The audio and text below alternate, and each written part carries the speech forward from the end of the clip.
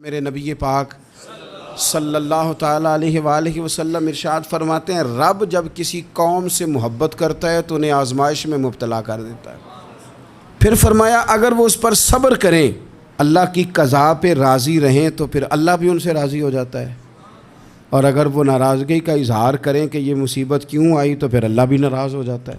اللہ تبارک و تعالیٰ ضرور آزمائے گا، خیر کے ساتھ بھی اور پریشانی کے ساتھ بھی۔ انسان پریشان اس وقت ہوتا ہے کہ جب وہ محنت کرتا ہے تو وہ کہتا ہے نتیجہ میری مرضی کا آنا چاہیے، یہ اس کا سب سے بڑا نقصان ہے۔ آپ رزلٹ کبھی اپنی مرضی کا نہ مانگیں، یہ دعویٰ ہی ٹھیک نہیں۔ بہت سارے لوگوں کو جانتا ہوں جو کہتے ہیں میں بندہ بھی ٹھیک ہوں بھی دیانتدار، محنت بھی بڑی کرتا ہوں، توجہ بھی میری پوری ہے، پر پھر بھی معاملہ صحیح کیوں نہیں ہوتے؟ تو میں کہتا ہوں پہلی باتیں ساری ٹھیک تھیں، آخری والی غلط ہے۔ اس لیے کہ محنت آپ کریں ساری، پر بندے نے رہنا تو بندہ ہی ہے نا۔ ساری محنت کر کے آپ کبھی اس نقطے کو سمجھ جائیں نا کہ 950 سال نبیوں نے تبلیغ کی، ہزار سال انبیاء نے تبلیغ کی، انبیاء نے، رب کے تربیت یافتہ لوگوں نے تبلیغ کی، 2 لوگوں نے کلمہ پڑھا، 4 لوگوں نے کلمہ پڑھا، لیکن میں آپ کو دیانتداری سے بتاتا ہوں کہ وہ کامیاب ہو کے گئے دنیا سے۔ انبیاء کامیاب ہوئے، کیوں؟ اس لیے کہ رب نے انہیں کہا تھا جا کے پیغام دینا ہے، یہ نہیں کہا تھا کہ بندوں کا بدلنا بھی ضروری ہے۔ ہمارے بچے پتہ کیا کرتے ہیں؟ وہ فٹافٹ نہ پریشان ہو جاتے ہیں۔ نبیوں کے ذمہ تبلیغ کرنا ہے، یہ ان کا ذمہ نہیں کہ لوگ ضروری کلمہ پڑھیں۔ ہدایت تو رب کریم کے دستے قدرت میں۔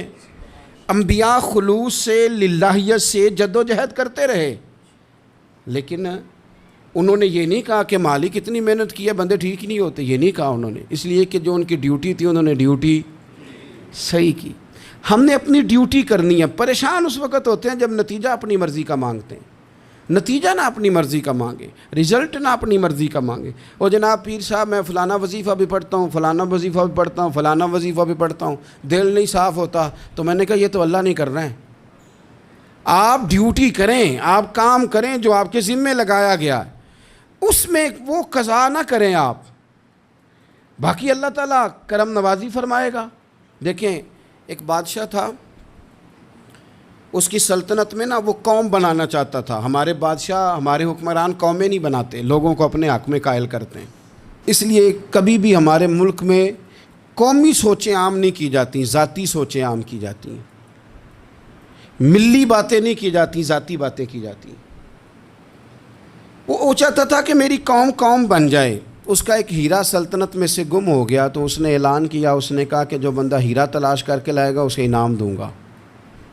ساری قوم نکل کھڑی ہوئی ہیرا تلاش کرنے پر، ادھر بھی لوگ گئے، ادھر بھی لوگ گئے، خشکیوں میں، دریاؤں میں، جہاں جہاں جس کی پہنچ تھی، جنگلوں میں، وادیوں میں، گھروں میں، بستیوں میں لوگوں نے ڈھونڈا۔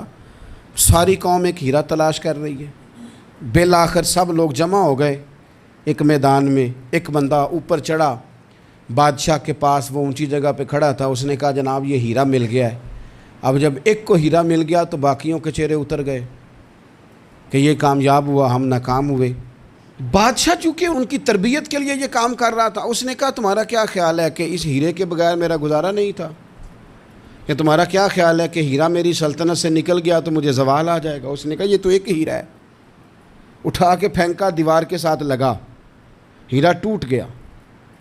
اس نے لوگوں سے کہا تمہارے چہرے اترے ہوئے ہیں، میں تمہیں ایک بات سمجھانا چاہتا ہوں، ہیرا ایک ہی تھا، ایک ہی بندے کو ملنا تھا۔